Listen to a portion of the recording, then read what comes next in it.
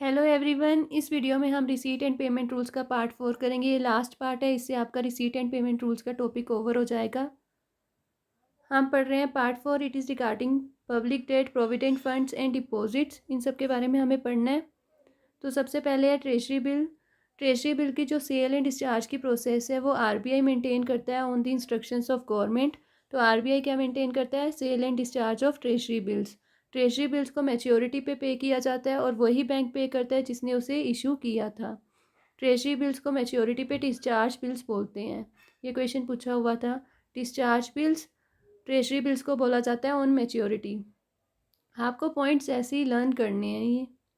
Next is provident fund.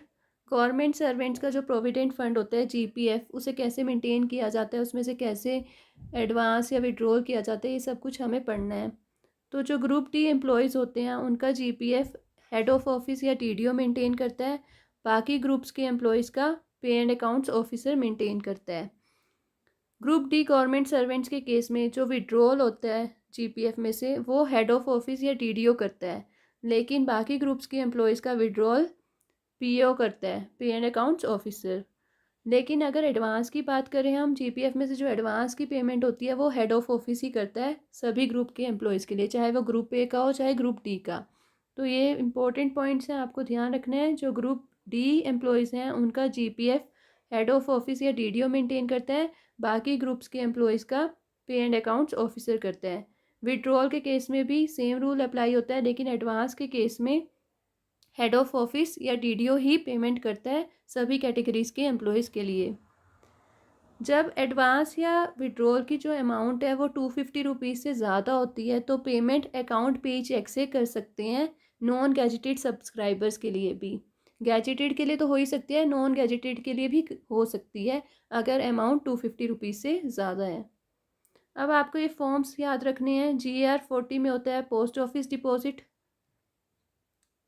GR41 में होता है जीपीएफ डिपॉजिट, और GR42 में एडवांस या फिर विड्रॉल फ्रॉम जीपीएफ। तो आपको ये तीनों फॉर्म्स एज इट इज़ याद रखने हैं। Post office deposit in GR40, GPF deposit in GR41 and advance या withdrawal from GPF in GR42। अब हमें देखना है कि अगर गवर्नमेंट सर्वेंट की जब रिटायरमेंट होती है तो उसका जीपीएफ विड्रॉल की प्रोसेस क्या रहती है। लेकिन हम उन एम्प्लॉयज़ की बात कर रहे हैं जो ग्रुप डी में ना हो, यानी कि other than group D employees. तो जो गवर्नमेंट सर्वेंट है वो क्या है? सब्सक्राइबर। वो अपनी जो विड्रॉल की एप्लीकेशन है वो अकाउंट्स ऑफिसर को सबमिट करता है थ्रू हेड ऑफ ऑफिस या डीडीओ।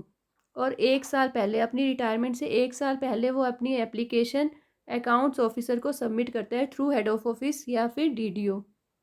फिर अकाउंट्स ऑफिसर पूरा सब कुछ चेक करके प्री क्लोजिंग स्टेटमेंट इशू करता है। किसको इशू करता है? उस गवर्नमेंट सर्वेंट के डीडीओ को। और कब करता है? रिटायरमेंट से 10 हफ्ते पहले। फिर डीडीओ बिल बनाता है GR42 में। GR42 में अभी हमने पढ़ा कि विड्रॉल या एडवांस किया जाता है जीपीएफ का। तो इस बिल में GR42 में बिल बनाया जाता है और फिर डीडीओ इस बिल को अकाउंट्स ऑफिसर को सबमिट कर देता है रिटायरमेंट से 1 महीने पहले।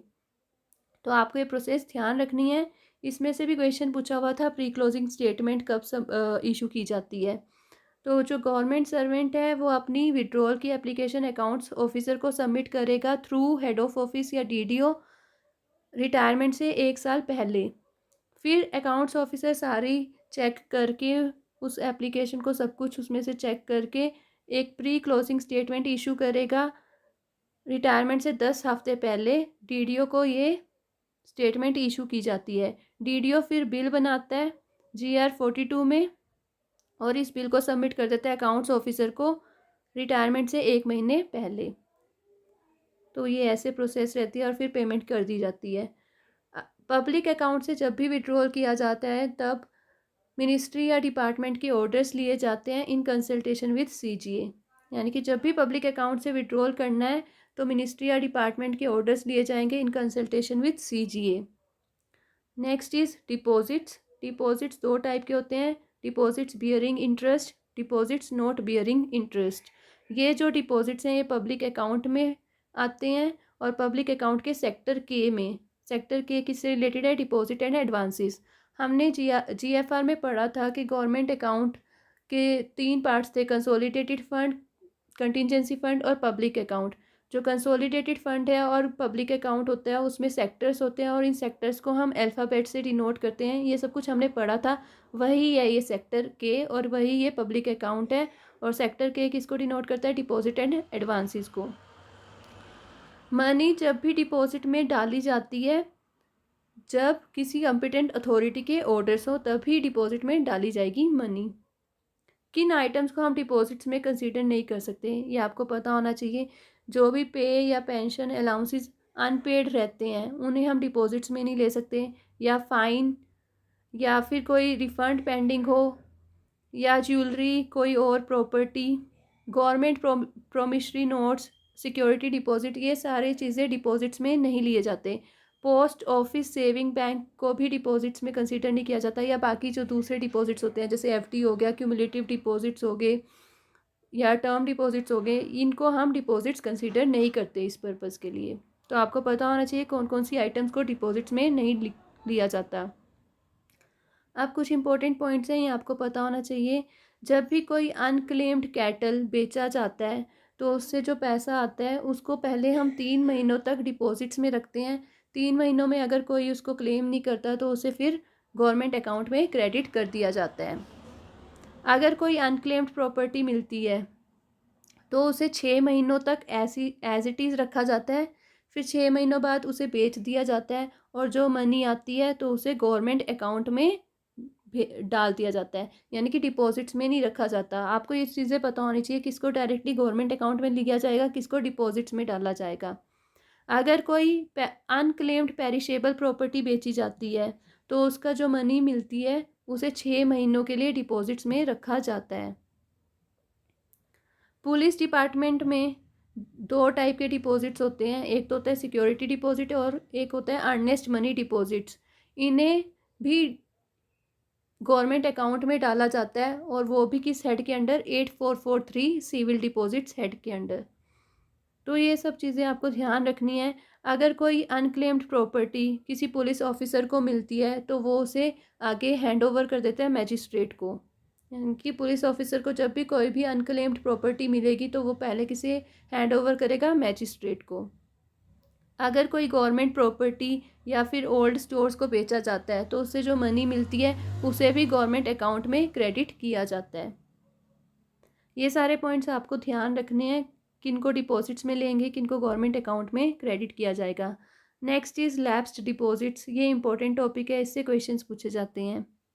लैप्स्ड डिपॉजिट्स वो डिपॉजिट्स होते हैं डिपॉजिट्स में जो अमाउंट अनक्लेम्ड रहती है उन्हें गवर्नमेंट अकाउंट में ट्रांसफ़र कर दिया जाता है, अंडर कंसोलिडेटेड फंड में डाल दिया जाता है उन्हें।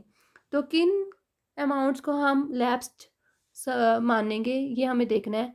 अगर उस अमाउंट की वैल्यू 25 रुपीज़ तक है और वो अनक्लेम्ड रहती है 1 साल तक तो वो क्या हो गया? Lapsed deposit.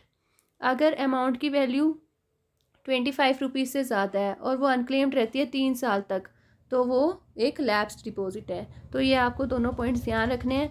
अगर 25 रुपीज़ तक अमाउंट है और वो अनक्लेम्ड रहती है 1 साल तक तो वो एक लैप्स्ड डिपॉजिट है। अगर अमाउंट की वैल्यू 25 रुपीज़ से ज़्यादा है और वो अनक्लेम्ड रहती है 3 साल तक तो वो लैप्स्ड हो जाती है, उसे गवर्नमेंट अकाउंट में क्रेडिट कर दिया जाता है।